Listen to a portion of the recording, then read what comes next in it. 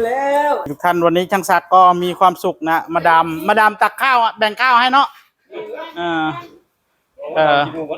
ฟิลมาดามกินไม่หมดก็เลยแบ่งข้าวในจานตัวเองให้นะมีคลิปเป็นหลักฐานอยู่นะเราก็จะมาปูกระเบื้องนะทุกท่านโดยมีทีมงานนะคอยตัดกระเบื้องให้ตัดให้มันเสมอกับเล็กเลยเด้อเอาให้มันลงได้นะลงได้นะได้บ่เราบ่เอาเลยแบบนั้นเอาเสมอมามาเบื้องขีดให้เดี๋ยวสิขีดให้บ่เอาสังสีบัดนี้มันรอดพื้นมันซักแห้งโพดแบบนี้โพดเขาได้บ่บ่ได้ส่วนเล็กบ่ได้เขาเห็นตัวนี้มันรอดพื้นเลยมันรอดอย่ามันเจิดแห้งมันไปนานเรื่อยๆนะขีดเนี่ยในตะนูเราบ่เห็นเนี่ยอีกตุ่มใหญ่ๆนะฮะเอาหมูตัดเท่าบัดมันเห็นบ่เดี๋ยวปั๊บนั่นเดี๋ยวนั่นบายลงนั่นนั่นได้เนาะได้มือมามือห้องนี่โอ้ยกินซื่อๆหรอ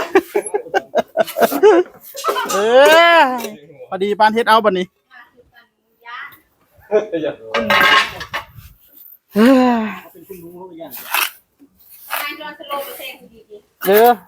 แก้ไม่แล้วนี่เฮ็ดไปทั่วเลยน้ำมันไหลเนาะ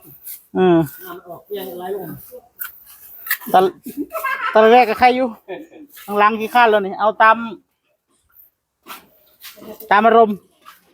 คือว่าดันเด็กดันนิด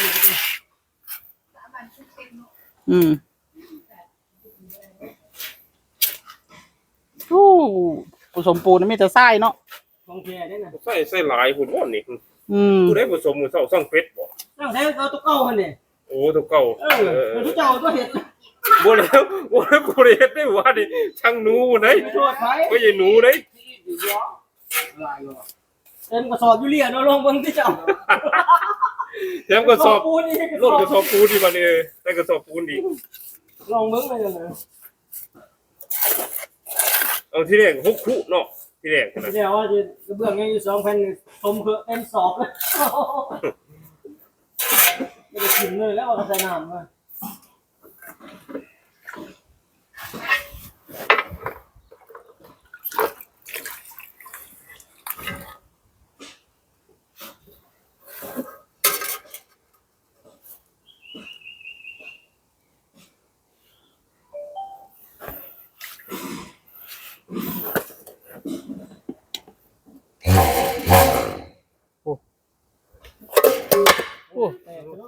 เกือบยังไม่ทันได้แตก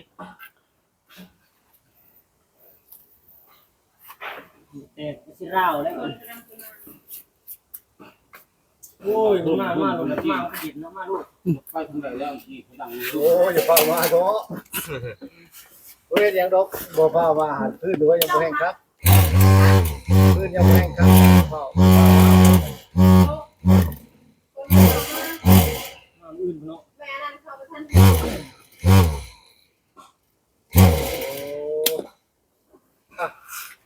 แล้วเคาะกระเบื้องหันคือดูดไว้ฮะอันปันแบบดูดเด้มีแบบดูดหน่อยเด้เป็นไรไม่ต้องกดเลยฮะไม่ต้องกดแบบดูด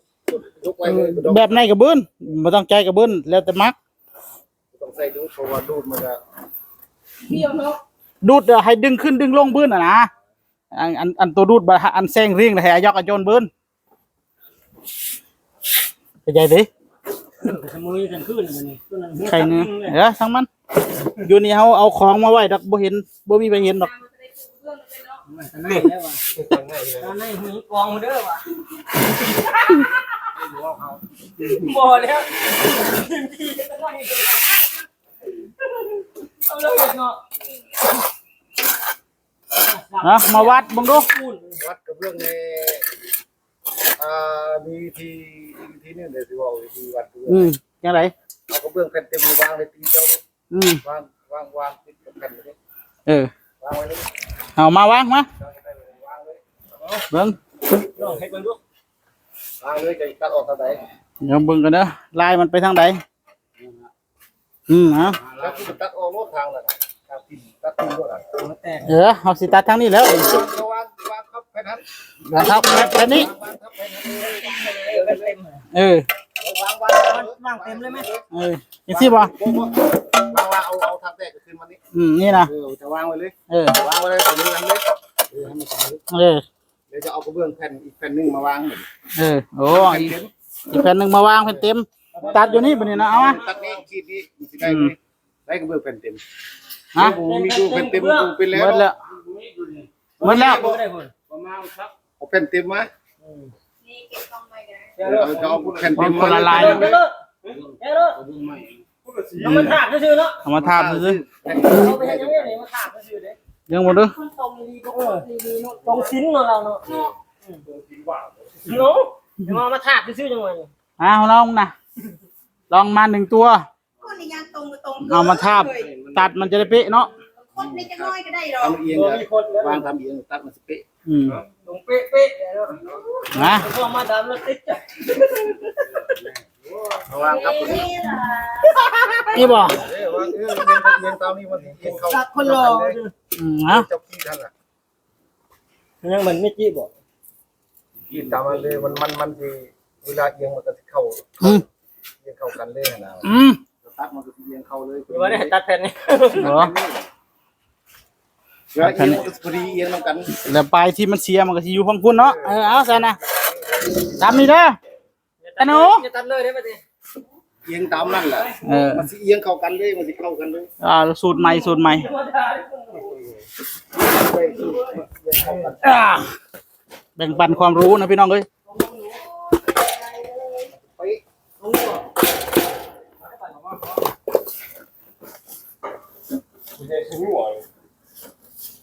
ก็คือซื้อที่วันนี้บ่ โอ้ไหนอ่ะเอาบอกที่ซื้อเนี่ยสิ คนซื้อนั้นก็ซื้อแปลก ไปโ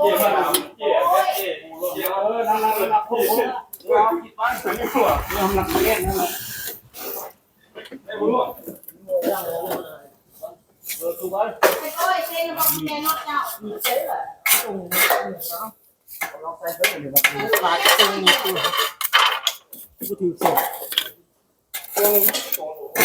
ตามเส้นเป๊ะ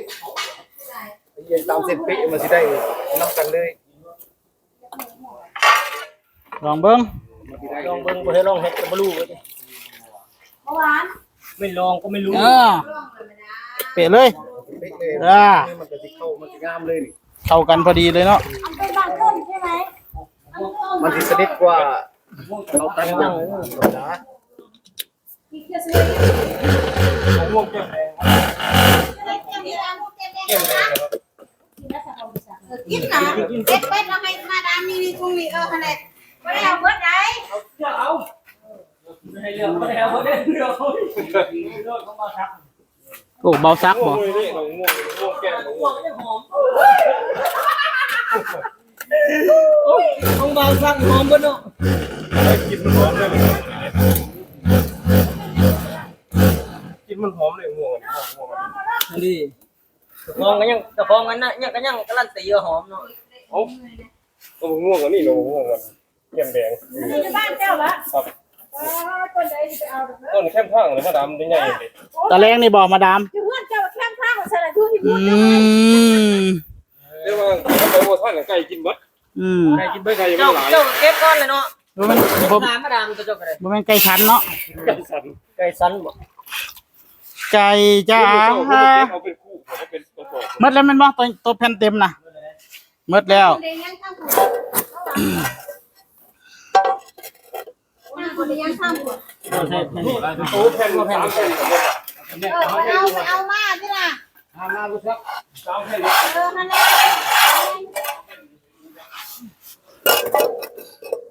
ก็ถือที่บ้านเลยลูกค้าแบบว่า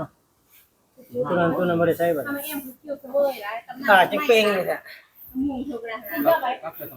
ปนั่ง มีตัดใส่บ่ เพียมี ตัดใส่ต่างหากบ่ตัว จะเอาตัวเศษหน่อยเศษยังแปะใส่แล้ว แล้วเพิ่นบ่รู้สิเพิ่นกินมั้ย เอาเลียอยู่นี่จักหน่อยไหม บ่รู้ครับบ่เลยบ่รู้นี่กันไหน เดี๋ยวค่อยใช้ทีหลัง แปะไปซื่อๆนะแปะเบิ่งนี่นะ เฮ้ยไม่มีปัญหา มันบ่ติดกันหนา เนี่ยเป็นไงเป็นตัวเป็นเรื่องแค่นี้แบบเป็นไงกันตัดเข้าตัดเข้า เอาแผ่นใหญ่ใส่เลยตัดครึ่งเลยนะ เป็นดีมาก ตัดครึ่งมันบากออกมาสุกพอลง นั่นบ่ แล้วมันเต็มแล้ว เต็มมันจะบ่ได้เอาตัวนี้แปะนะ หมดสำนี้แม่นบ่ บ่เดี๋ยว แค่อยู่ในกันยังที่ได้เห็นแค่นี้เลย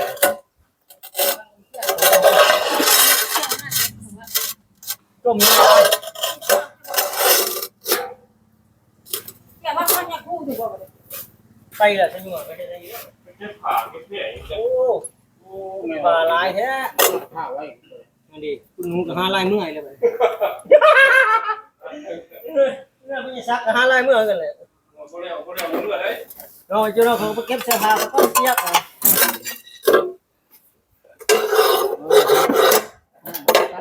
ตัวนี้ แม่นบ่ ตัวนี้ละเอานี่กัด อืม คุณหนูดิ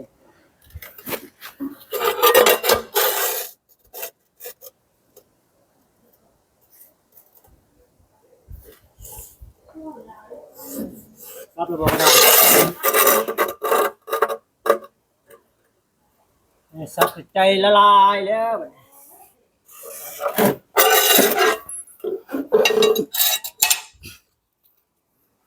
ก็พี่ห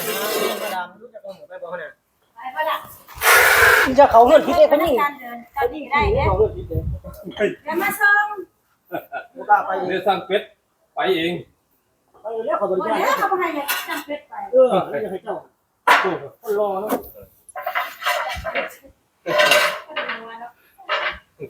กินได้ใช้แต่ก่อนเนาะ จึงจะใส่จำเป็ดว่าซั่น เ